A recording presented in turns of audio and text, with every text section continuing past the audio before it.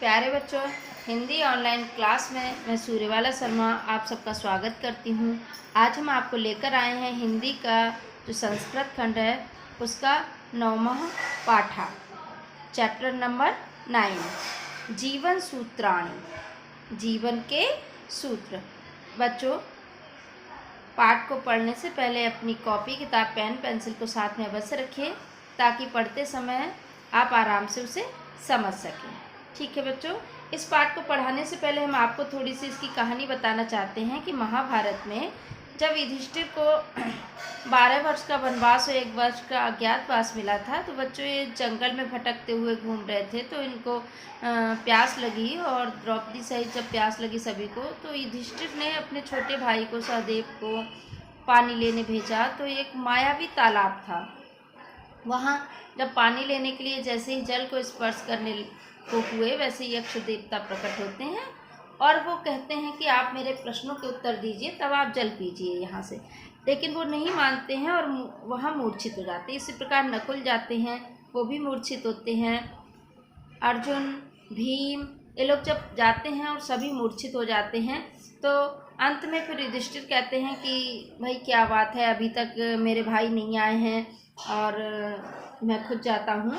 तो स्वयं ही वहाँ जाते हैं और जैसे ही जल लेने के लिए बढ़ते हैं पीने को, वैसे ही यक्ष देवता प्रकट होते हैं और कहते हैं कि आप मेरे प्रश्नों के उत्तर दीजिए, तब आप जल ग्रहण कीजिए, और अगर उत्तर दे देते हैं तो आपके भाई भी सारे जीवित हो जाएंगे। तो युधिष्ठिर जो होते हैं वो उनके प्रश्नों के उत्तर देते हैं। तो इसीलिए बच्चों ये एक पहला प्रश्न, दूसरा उत्तर, फिर प्रश्न, फिर उत्तर, इसी तरह से ये कुछ वहाँ से अंश लिए गए हैं, वहाँ का अंश लिया गया है। कुछ श्लोक हैं, इनको आप ध्यान से पढ़ेंगे क्योंकि बोर्ड परीक्षा में ये वेरी वेरी इम्पॉर्टेंट, बोर्ड परीक्षा के लिए बहुत महत्वपूर्ण है। इनमें से अर्थ लिखने को जरूर आते हैं। ठीक है, तो इसलिए अच्छे से पढ़ेंगे। किताब को खोलिए और अपना पाठ निकाल के पढ़ेंगे, अच्छे से समझेंगे। ठीक है ना बच्चों? चलिए देखते हैं। आप ध्यान से पढ़ेंगे, जिस श्लोक को हम बताएंगे उसका अर्थ आप अपनी कॉपी पे अवश्य लिखेंगे संदर्भ डाल के। ठीक है, संदर्भ भी हम आपको पहले वीडियो में बता चुके हैं। चलिए देखते हैं। अब ये यक्ष के द्वारा प्रश्न किया गया है बच्चों, किस विदम गुरुतरम भूमि, गुरुतरम मतलब भारी, महान या बड़ी, भूमि मतलब भूमि से, किस विदम क्या है, ठीक लिख सकते क्या, भूमि से भी भारी या महान या बड़ी क्या है। किस विदम उच्चतरम च खात, खात मतलब आकाश, ठीक है, उच्चतरम ऊंचा, और चा मतलब और, आकाश से भी ऊंचा क्या है। 2 क्वेश्चन हो गए ना बच्चों, भूमि से भी भारी क्या है, आकाश से भी ऊंचा क्या है। किस विदम शीघ्रतरम वातात, किस विदम मतलब क्या है, शीघ्रतरम मतलब तेज चलने वाला या शीघ्रगामी, वातात मतलब वायु, वायु से भी तेज चलने वाला क्या है या वायु से भी शीघ्रगामी क्या है। किस विदम बहुतरम तृणात, तृणात मतलब तिनका, और तिनकों से भी, बहुतरम मतलब घनी या असंख्य या अधिक, ठीक है ना, क्या है, तिनकों से भी घनी या असंख्य या अधिक क्या है। तो बच्चों युधिष्ठिर फिर उत्तर देते हैं, क्या कहते हैं युधिष्ठिर, माता गुरुतरा भूमि, माता जो है भारी है, गुरुतरा मतलब भारी है या महान है या बड़ी है, ठीक है, भूमि मतलब भूमि, भूमि से भी भारी क्या है, माता है या महान माता है। खात पिता उच्चतरः ततः, और पिता जो है खात, आकाश से भी उच्चतरः मतलब ऊंचा है, और पिता आकाश से भी ऊंचा है। मनः शीघ्रतरम वातात, वातात मतलब वायु, और वायु से भी शीघ्रतरम मतलब शीघ्रगामी, मनः मन है, वायु से भी तेज चलने वाला क्या है बच्चों, मन है। चिंता बहुतरी तृणाद, और चिंता तिनकों से भी अधिक घनी है, ठीक है, क्योंकि चिंता बहुत दुर्बल कर देती है ना मनुष्य को, जो व्यक्ति चिंता करता है। तो चिंता तिनकों से भी अधिक है, घनी है। ठीक है। अगला देखिए प्रश्न क्या पूछते हैं यक्ष। फिर यक्ष प्रश्न करते हैं, किस्वितम प्रवसतो मित्रम, किस्वितम मित्रम ग्रहे सता, आतुरस्य च किम मित्रम, किस्वितम मित्रम मरिष्यता। किंचित क्या है, प्रवसतो प्रवास में या बाहर जब निकलते हैं ना परदेश में, तो प्रवासी का मित्र कौन है। किंचितम यहाँ कौन से मतलब है। ठीक है। परदेश में या प्रवासी का मित्र कौन है। किंचन मित्रम ग्रह सता, ग्रह ग्रह मतलब घर में, मित्रम मतलब मित्र, और घर में मित्र कौन है, मतलब गृहस्थ का मित्र कौन है, घर में जो रहता है उसका मित्र कौन है। आतुरस्य, आतुरस्य मतलब रोगी, चा मतलब और रोगी का किम मित्रम, और रोगी का मित्र क्या है, मतलब कौन है। यहाँ किम का कौन लेंगे बच्चों। ठीक है। वैसे तो क्या होता है, रोगी का मित्र कौन है। किम स्वयं मित्रम मरिष्यता, और मरिष्यता मतलब मरने वाले का, और मरने वाले का मित्र कौन है। क्या पूछा, प्रवासी, प्रवासी का मित्र कौन है, घर में मित्र कौन है, रोगी का मित्र कौन है, और मरने वाले का मित्र कौन है। ठीक है। तो देखिए युधिष्ठिर जो होते हैं फिर उत्तर देते हैं, सार्था प्रवसतो मित्रम। सार्था कहते हैं बच्चों जो सहयात्री होते हैं, हमारे साथ चलने वाले, जो कारवा है या समूह के साथ जो हमारे चलते हैं, जो भी हमारे सफ़र में साथ होते हैं ना, तो उन्हें सहयात्री बोलते हैं। तो कहा प्रवासी का मित्र जो होता है वो सार्था, सहयात्री होते हैं। ठीक है। सहयात्रियों का जो समूह है वो प्रवासी का मित्र है।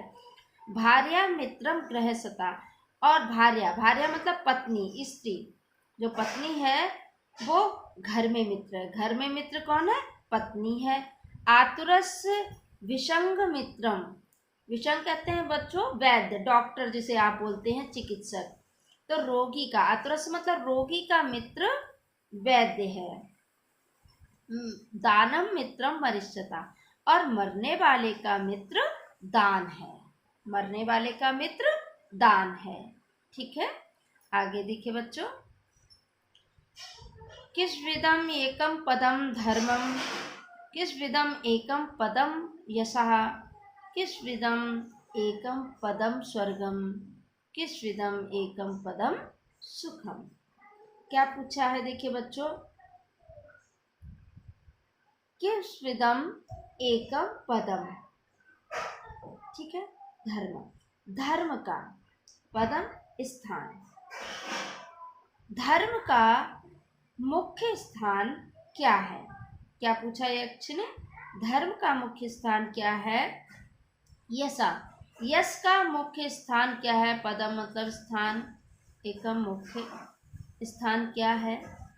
किस विदम एकम पदम स्वर्गम, और स्वर्ग का मुख्य स्थान क्या है। किस विदम एकम पदम सुखम, और सुख का मुख्य स्थान क्या है।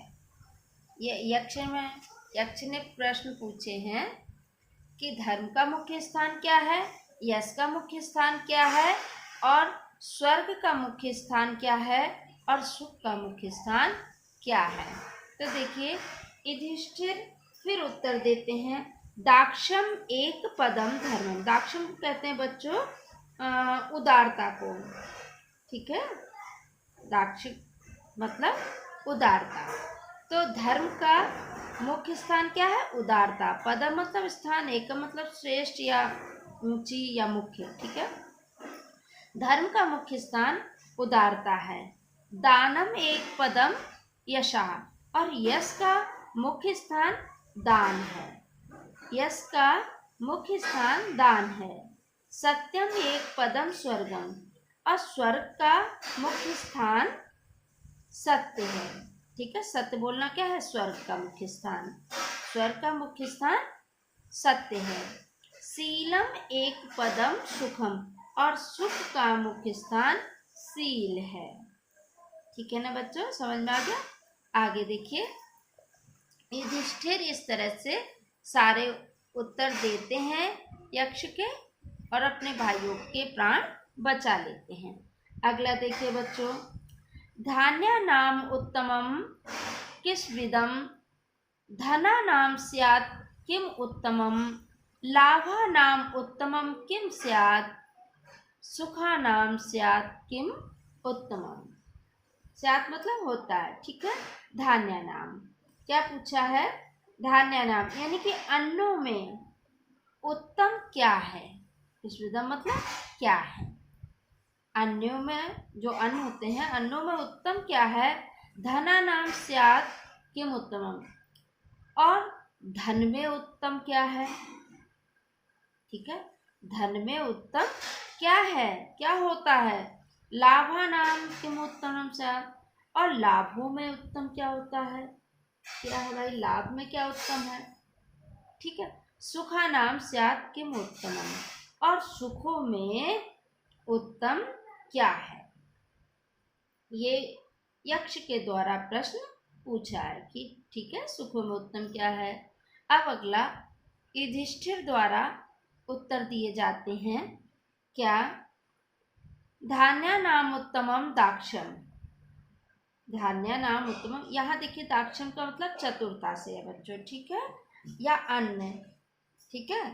तो कहा है अन्नों में, धान्य नाम अन्नों में, धा अन्य, ठीक है, अन्यों में उत्तम चतुरता है, अन्नों में उत्तम चतुरता है, ठीक है ना।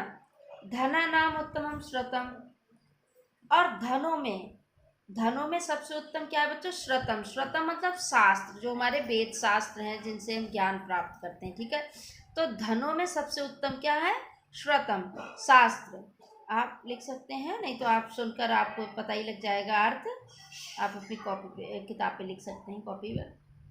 तो कहा धनों में उत्तम सबसे क्या है, शास्त्र है, लाभा नाम श्रेयम आरोग्यम, और लाभों में उत्तम क्या है सबसे, आरोग्य मतलब निरोगी होना, लाभों में उत्तम क्या है, निरोगी होना या आरोग्य, ठीक है।